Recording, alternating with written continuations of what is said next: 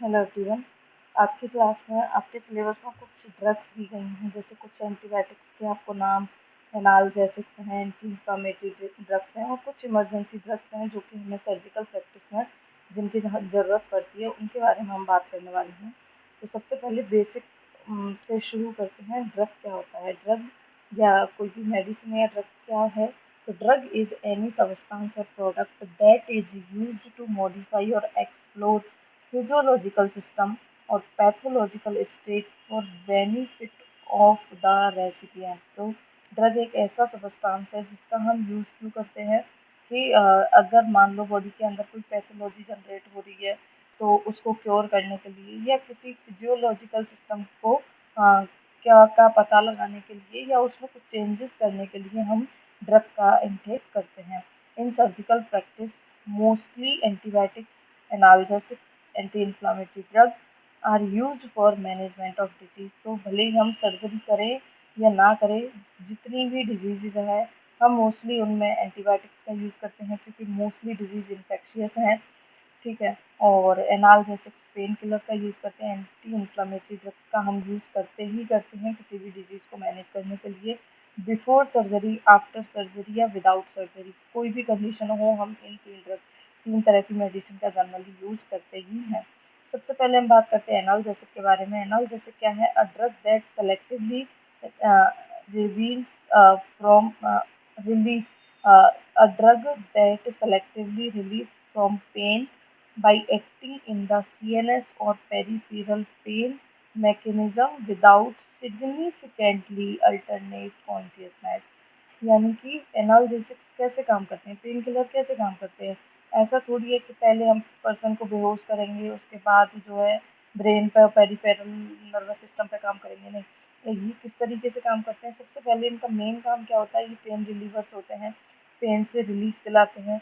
ये वर्क कैसे करते हैं? ये सीएनएस और पेरिफेरल जो सिस्टम है उस पर वर्क करते हैं विदाउट पेशेंट को बेहोश करें। ठीक है। Pain cause discomfort to the patient. Pain की वजह से पेशेंट को डिस्कम्फर्ट होता है। It is the most important symptom that being the patient to the physician. सबसे पहले अगर उसे किसी बीमारी के बारे में, जैसे कोई पेशेंट है, उसको कोई बीमारी है, तो सबसे पहले उसको पता कैसे चलता है? कोई पेन होगा, कोई उसके अंदर या तो पेन होगा या स्वेलिंग टाइप ऐसा कुछ देखने को मिलेगा उसे, तभी तो वो फिजिशियन के पास जाएगा। अच्छा खासा व्यक्ति कोई भी डॉक्टर या फिजिशियन के पास क्यों जाएगा? तो सबसे कॉमन सिम्टम किसी भी डिजीज का क्या है? पेन है। पेन की वजह से ही आगे उसकी डिजीज के बारे में वो अवेयर होता है और उस वजह से ही वो फिजिशियन के पास जाएगा। तो आपको समझ में आ गया, एनाल्जेसिक जो है वो ब्रेन पर यानी कि सीएनएस और पेरिफेरल सिस्टम पर वर्क करता है। दो तरीके का होता है ये एनाल्जेसिक, एक तो ओपियोइड जो पेन रिलीवर्स होते हैं, एक नॉन ओपियोइड। तो ओपियोइड्स जो होते हैं उनमें भी दो होते हैं, एक तो ट्रेमाडोल और एक मॉर्फिन। हम दो मेनली पेन किलर का यूज़ करते हैं ओपियोइड वाले में। तो मॉर्फिन का जो डोज है वो कितना रखा जाता है? 10 to 15 mg आईएम दिया जाता है, सबक्यूटेनियस दिया जाता है। और अगर आईएम देना है या सबक्यूटेनियस देना है तो 10 to 15 mg का डोज रखते हैं। अगर आईवी देना है तो 2 to 10 mg रखते हैं। बच्चों में इसका डोज ना के बराबर होता है, 0.1 to 0.2 mg पर केजी बॉडी वेट होता है। इसका यूज़ कैसे करते हैं? ये सीएनएस पर डिप्रेसेंट और स्टिमुलेशन इफेक्ट दिखाती है जिसकी वजह से पेन को फील नहीं होने देगी। Respiratory centre, temperature regulating centre को ये डिप्रेस्ड करती है। और क्या करेगा? वेजोडाइलेशन करता है। मॉर्फिन क्या है? वेजोडाइलेशन करता है। साइड इफेक्ट क्या है? जो है पॉइजनिंग हो सकती है अगर ज़्यादा डोज दिया इसका तो पढ़ लेना, कोई नहीं पूछेगा आपसे, कोई भी नहीं पूछेगा, ना तो कभी पूछी है ना पूछी जाएंगी। सिलेबस का टॉपिक है इसलिए कवर करना तो है ही। ठीक है, बस पढ़ के छोड़ देना, कोई इंपॉर्टेंट टॉपिक ये नहीं है। फिर आता है ट्रेमाडोल। ट्रेमाडोल का डोज कितना रखा गया है? अगर आईएम दी जा रही है तो 50 to 100 mg दे सकते हैं। ट्रेमाडोल का यूज इंजरी के कारण होने, कोई भी इंजरी हुई, एक्सीडेंट हुआ, उसकी वजह से जो पेन हो रहा है, सीवियर पेन हो रहा है, कैंसर में जो पेन होता है उसको क्योर करने के लिए हम ट्रेमाडोल देते हैं। साइड इफेक्ट क्या है? नोजिया फील होता रहेगा और डिजीनेस चक्कर आते रहेंगे। तो ये तो थे एनाल्जेसिक्स और ओपियोइड एनाल्जेसिक। अब नॉन ओपियोइड में कौन आते हैं? ये थोड़े वीकर होते हैं। ठीक है, ये क्या है? सीएनएस पे एक्ट नहीं करते हैं, ये डायरेक्ट पेरिफेरल सिस्टम पर या पेरिफेरल जो पेन हो रहा है वहाँ पर एक्ट करते हैं। ये तो पहले ब्रेन को सप्रेस करते हैं, जिससे मैसेज ही नहीं जाता पेन का और पेन फील नहीं होता। ये ब्रेन पर कोई काम नहीं करेंगे, जहाँ पेन हो रहा है उस साइड पर काम करते हैं। तो इसमें सबसे पहला आता है मेफेनेमिक एसिड। इसका डोज जो है 250 से 500 mg TDS दे सकते हैं। इस जैसे कोई मस्कुलर पेन हो रहा है, जॉइंट पेन हो रहा है या सॉफ्ट टिश्यू में पेन है, तब हम मेफेनेमिक एसिड का यूज़ करते हैं। साइड इफ़ेक्ट क्या है, इसकी ज़्यादा डोज की वजह से डायरिया या स्किन पर रैशेस हो सकते हैं। फिर बहुत ज़्यादा यूज़ में आने वाली सबसे कॉमन डाइक्लोफेनाक सोडियम, ये भी एनॉल जैसे कि एंटीपायरेटिक की तरह भी काम करती है, एंटी इन्फ्लामेटरी की तरह भी ये काम कर सकती है। किस किस में दे सकते हैं हम, रूमेटॉइड में, रूमेटॉइड आर्थराइटिस में, डिस्मेनोरिया में, और पोस्ट ऑपरेटिव जितने भी पेन वगैरह होते हैं उनमें हम इसका यूज़ कर सकते हैं। इसके भी साइड इफ़ेक्ट क्या है, एपिगेस्ट्रिक पेन होगा, नोज़िया, वोमिटिंग, हेडेक होगा। डोज़ क्या रखनी है, 50 mg TDS दे सकते हो या 2 टाइम दे सकते हो ओरली, ठीक है। फिर उसके बाद आता है पैरासीटामोल। पैरासीटामोल का डोज क्या है, 0.5 टू 1 mg TDS दे सकते हैं। सबसे ज़्यादा यूज़ होने वाली, मोस्ट कॉमनली यूज़ होने वाली, लेकिन इंडिया को छोड़ करके मोस्टली कंट्री में पैरासीटामोल जो है वो बैन है, ठीक है।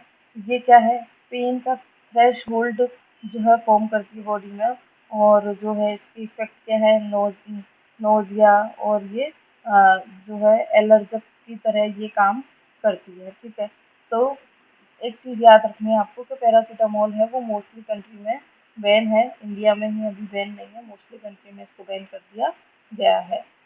फिर उसके बाद आती है एंटीबायोटिक्स, ठीक है। तो ये तो हमने बात की थी एनालिसिस की। अब बात करें एंटीबायोटिक्स की, तो antibiotic are chemical substance. Antibiotic क्या होते हैं, केमिकल सब्सटेंस होते हैं जो elaborate by various species of micro organism such as fungi, actinomycetes, bacteria, इन पर वर्क करने वाली केमिकल सब्सटेंस होते हैं जिनको हम एंटीबायोटिक्स कहते हैं। सर्जिकल प्रोसीजर में मोस्टली कौन कौन से एंटीबायोटिक यूज होते हैं, सबसे पहला आता है मोस्ट कॉमन मेट्रोनिडेजोल।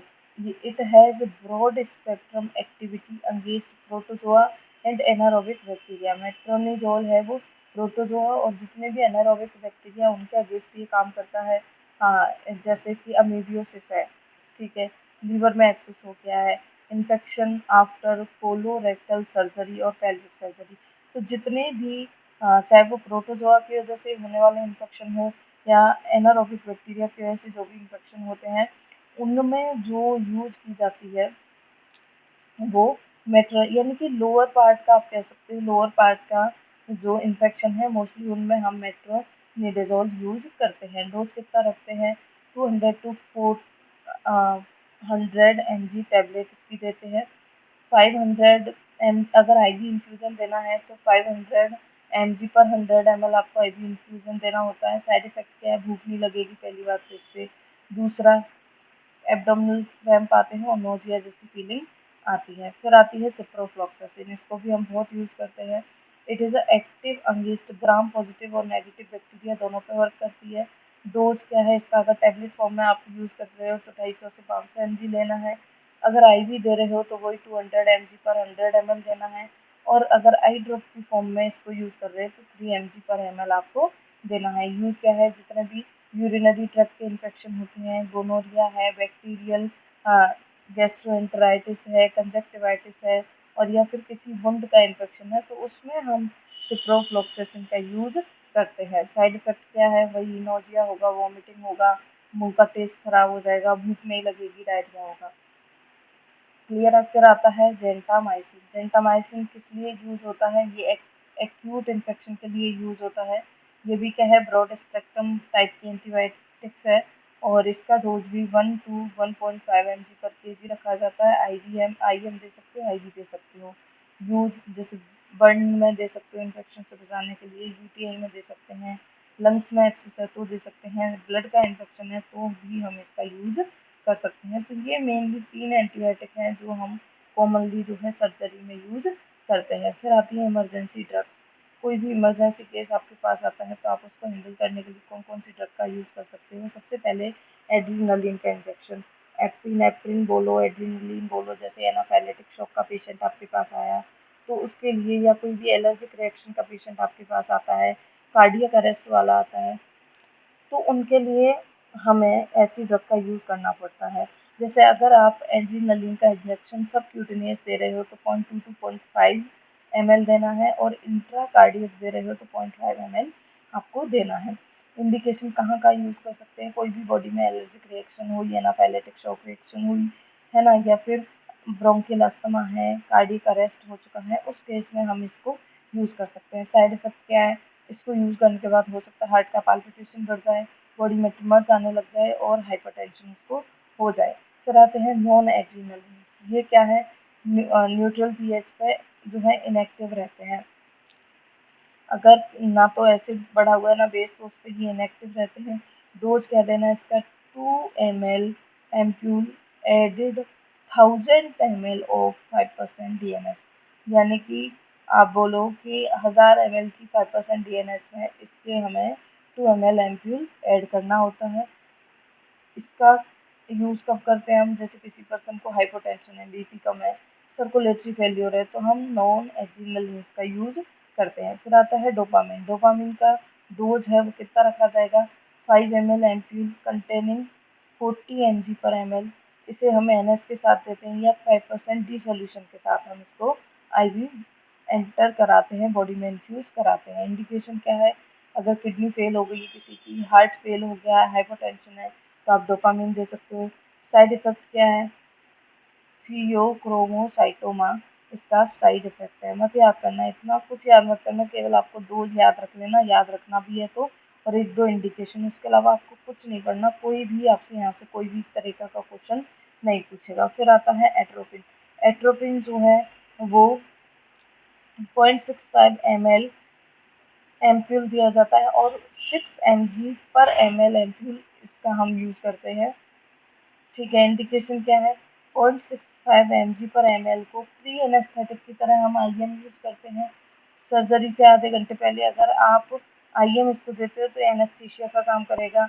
ओपीसी की पॉइजनिंग में हम एट्रोपिन का यूज़ करते हैं एंटीडोट की तरह। साइड इफेक्ट क्या है, इसकी वजह से रिटेंशन ऑफ यूरिन हो जाएगा, आंखों से क्लियर दिखाई नहीं देगा। ठीक है, क्योंकि ये पीपल पर काम करते हैं। इंजेक्शन ऑफ हाइड्रोकोर्टिसोन क्या करेगा, 2 ml of solution prepared from 100 mg of hydrocortisone distil water में इसको फॉर्म किया जाता है। इंडिकेशन क्या है, एनाफाइलेटिक शॉक रिएक्शन में हाइड्रोकोर्टिसोन दे सकते हैं। Topical injection in management of osteoarthritis में हम हाइड्रोकोर्टिसोन का इंजेक्शन देते हैं। साइड इफेक्ट जैसे गैस्ट्राइटिस है, ऑस्टियोपोरोसिस है, ये इसके साइड इफेक्ट हमें देखने को मिलेंगे। वुंड हीलिंग इससे डिले हो जाएगी। तो आपको ज़्यादा याद नहीं रखना है, बस आपका काम इतना है, आपको देखो इतने से नाम याद रखने हैं कि आप इमरजेंसी ड्रग में कौन कौन सी ड्रग का यूज़ करते हो, एड्रेनलिन, डोपामिन, एट्रोपिन, हाइड्रोकोर्टिसोन, इतना सा ही आपको याद रखना है। फिजूल की चीज़ों में नहीं पढ़ना है, यहाँ पर टाइम वेस्ट मत करना। सर्जरी में और भी बहुत सारे इंपॉर्टेंट टॉपिक्स हैं जहाँ से क्वेश्चन आपसे पूछे जाएंगे। ठीक है, मॉर्फिन के इंजेक्शन के लिए आपको क्या करना है, ये available in 1 ml ampoule in concentration of 15 mg पर ml। डोज क्या रखा जाता है, 5 टू 20 mg आईएम दिया जाता है। इंडिकेशन क्या है, पेन को डिक्रीज करने के लिए, वेंट्रिकुलर अगर फेलियर हो गया है तो हम मॉर्फिन का इंजेक्शन देते हैं। साइड इफेक्ट क्या है, वही बीपी कम करेगा, पल्स रेट कम करेगा, यूरिन का रिटेंशन करेगा। फिर आता है डाइजीपाम। डाइजीपाम को हम आईएम आईवी कैसे भी दे सकते हैं। डोज क्या रहेगा, 10 mg रहेगा। मस्कुलर जैसे टिटेनस है तो वहाँ मसल को रिलैक्स करने का काम करेगा। प्री एनेस्थेटिक की तरह हम यूज़ करते हैं। मैंने आपको एनेस्थीसिया पढ़ाया था तब बताया था कि एक रात पहले ही पेशेंट को दे दिया जाता है सर्जरी से पहले, जिससे वो सो सके ढंग से। कन्वल्जन को ट्रीट कर सकते हैं इससे। फिर आता है मैनिटोल। मैनिटोल का डोज जो है वो 0.5 टू 1 ग्राम पर केजी वेट रखा जाता है। इंडिकेशन क्या है, डायूरेटिक्स की तरह टू इंड्यूस डायूरेसिस। ठीक है, टू ट्रीट सेरिब्रल, अगर एडिमा, ब्रेन में एडिमा है, सेरिब्रल एडिमा है, उसको ट्रीट करने के लिए ही मेनली इसका यूज़ किया जाता है। मेन काम इसका यही है। ठीक है, after severe traumatic injury mannitol का यूज़ करते हैं, जिससे ब्रेन में हेमरेज ना हो जाए, ब्रेन में एडिमा ना हो जाए, इसलिए हम मैनिटोल का यूज़ करते ही करते हैं। Pre operative at the time of the some operative like aortic surgery to prevent renal failure. तो एओर्टिक सर्जरी हो रही है उस टाइम पे भी रीनल फेलियर को बचाने के लिए हम मैनिटोल का यूज़ करते हैं। फिर आते हैं लेसिक्स, जिनको हम फ्लूजामाइड कहते हैं। ये जो है कंसनट्रेट इज 10 mg/ml इसको यूज़ किया जाता है। रीनल स्टोन के केस में ज़्यादा डायूरेटिक की तरह हम इसका यूज़ करते हैं। पॉइजन के केस में भी फ्लूजामाइड क्या है, डायूरेटिक है, तो ज़्यादा यूरिन आएगा तभी तो जैसे स्टोन है वो बाहर निकल जाएगी यूरिन के रास्ते से, या फिर कोई पॉइजन लिया है तो उसको भी बाहर निकालने का यही तरीका है। एडवांटेज क्या है, dehydration due to excessive loss of sodium, disadvantage, और बीपी को ये क्या करेगा, कम करेगा। तो ये सारी की सारी जो इमरजेंसी मेडिसिन हैं या फिर एंटीबायोटिक एनालिसिस आपके सिलेबस में है, एक बार पढ़ के छोड़ देना, आपसे कोई भी नहीं पूछेगा। केवल आपको इमरजेंसी ड्रग्स के नाम याद रखने हैं कि आपने कौन कौन सी ड्रग है वो इमरजेंसी कंडीशन में आप यूज कर सकते हैं। क्लियर है बात?